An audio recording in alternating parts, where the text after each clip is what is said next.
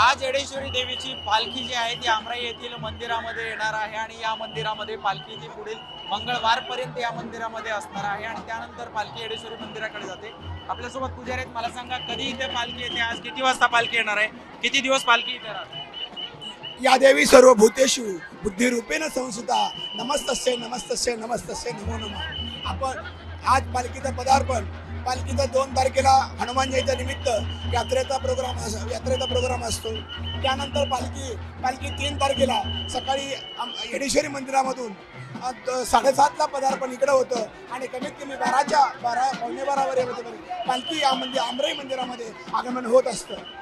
पालखी इथं आल्यानंतर किती दिवस पालखी इथं असते आणि त्यानंतर पालखी कधी जाते? गोगरी महाप्रसाद वाटप कधी होतो? पालखीचा मुक्काम 3 तारखेला आल्यानंतर पालखीचा मुक्काम 5 दिवस आमराई मंदिरामध्ये असतो. त्याच्यानंतर 5व्या दिवशी 7 तारखेला सकाळी 7 तारखेला पालखी 2:30 ते 3 वाजेपर्यंत पालखीचं पदार्पण परत मंदिराकडे होत राहतं. आणि वर्षातून एकच वेळा पालखी इथं येते, चैत्र पौर्णिमेच्या निमित्ताने. वर्षातून फक्त चैत्राच्या पौर्णिमेच्या निमित्तच पालखीचं आगमन या ठिकाणी होत असतं.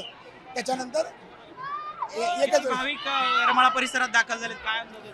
आज येरमाळा परिसरामध्ये चुना वेतनाच्या निमित्तानं पालखी दर्शनासाठी कमीत कमी 10 ते 11 लाख पालखी भाविक या मंदिरामध्ये दर्शनासाठी आलेले आहे. नक्कीच आपण जर बघितलं तर या ठिकाणी जे भाविक जे बघू शकता, इकडं आपण या येडेश्वरी देवीच्या आमराई येथील मंदिरामध्ये भाविकांची मोठी गर्दी पाहायला मिळते.